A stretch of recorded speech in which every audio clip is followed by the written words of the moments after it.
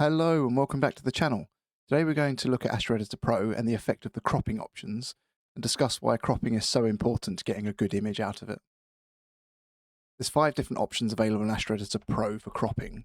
First one is auto, and so that's an automatic crop where it tries to gauge where the crop should be placed in your image.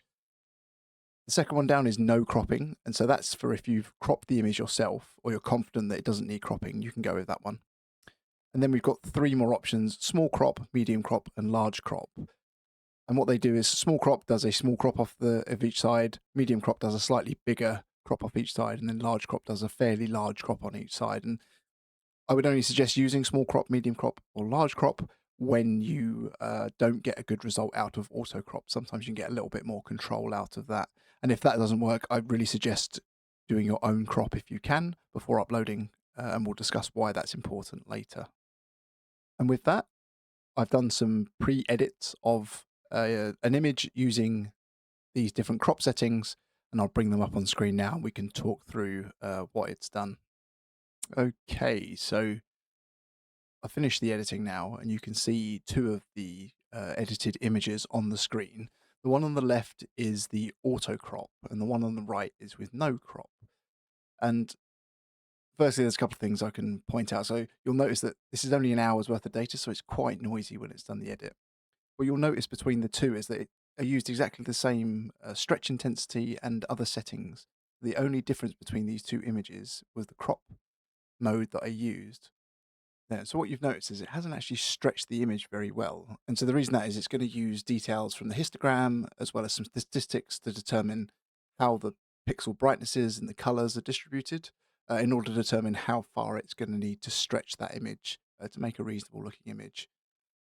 If you include stacking artifacts and other issues like when you produce mosaic images, you often have black dead patches in the corners. If you leave that in, that's going to form part of the statistics that it's analyzing to then gauge how far it has to stretch. And it really messes with the output. And often what you'll see is it just doesn't stretch the image enough because it's being put off by these uh, strange artifacts in the image. So it doesn't quite match what it's expecting. And so that's what you see here. So you're seeing an image that's really underdone, not really stretched enough because there was no crop applied. And this particular image had stacking artifacts at the edges. Uh, and so what you find with auto, you can see definitely that it's done some cropping because in the original image, we've got this star here. And here you can see you can just about see the halo on the edge. So it's cut off that kind of, so it hasn't cut too much of the image away. But it's certainly removed some of the image where some of the noisiest bits are, which helps it produce an accurate stretch on the image. So now I'm going to go to look at small, medium, and large crops to see how much it crops. And then we'll talk about the benefits of cropping.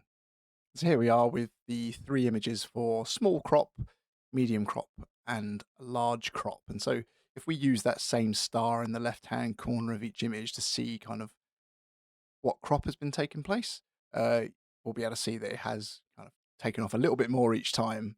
And so that the image looks a little bit more zoomed in, a little bit more focused on the middle.